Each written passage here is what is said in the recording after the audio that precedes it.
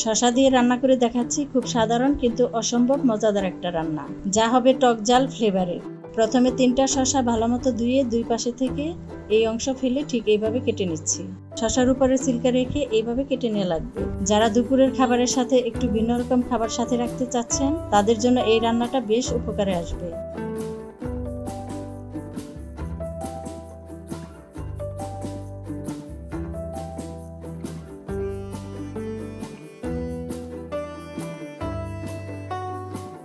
শসা 3টা কেটে নেওয়ার পর একটা প্লেটে উঠিয়ে রেখে দিচ্ছি।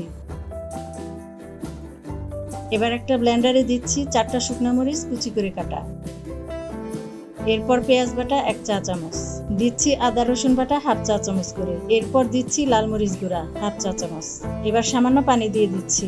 একটা টমেটো কুচি করে কেটে দিয়ে ভালোমতো ব্লেন্ড করে নিতে হবে। এবার প্যানে 1 টেবিল চামচ তেল গরম করে এখানে দিয়ে দিচ্ছি ব্লেন্ড করে রাখা এই পেস্ট। এই মশলা দিয়ে ভালোমতো নেড়ে কষাতে হবে।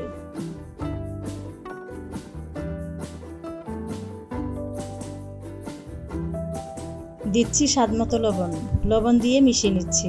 ভালোমতো কষানো হলে মশলা থেকে কাঁচা ভাব চলে যাবে আর বেশ লাল রং হয়ে আসবে। মশলা জাল হয়ে আসলে দিচ্ছি পাকা তেঁতুল সামান্য। তেঁতুল দিয়ে নেড়ে জাল করে নিচ্ছি। 3 থেকে 4 মিনিট মশলা কষানোর পর দিচ্ছি কেটে রাখা শসাগুলো এইভাবে দিয়ে ভালোমতো নেড়ে মশলার সাথে মেশাতে হবে। আপনারা চাইলে এইভাবে ভালোমতো মাখিয়েও খেতে পারবেন। শসা যেহেতু কাঁচাই খাওয়া যায়, এইভাবেও খেতে পারবেন।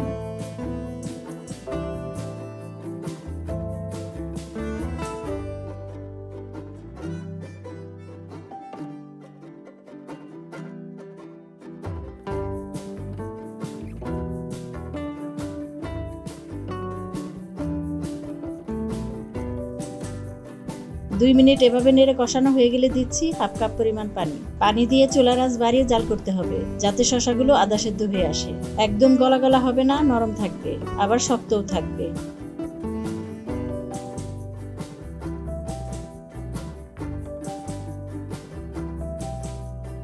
দিচ্ছি মোটা করে কাটা কিছু পেঁয়াজ দিয়ে নেড়ে মিশিয়ে নিচ্ছি। ভালোমতো নেড়ে জাল করে নিচ্ছি, যাতে পানি শুকিয়ে আসে। আপনারা চাইলে এই খাবারটা আচার হিসেবেও খেতে পারবেন। খেতে বেশ ঝাল আর টক হয়, দেখবেন খাওয়ার সময় মুখে রুচি চলে আসবে। ভালোমতো জাল হয়ে পানি টেনে আসলে চুলা থেকে নামিয়ে নিচ্ছি। দুপুরবেলায় গরমের দিনে এই খাবারটা খেতে বেশি ভালো লাগে।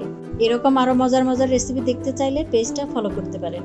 আর আমিও আজকের মতো বিদায় নিচ্ছি। সবাই ভালো থাকবেন, সুস্থ থাকবেন। আল্লাহ হাফেজ।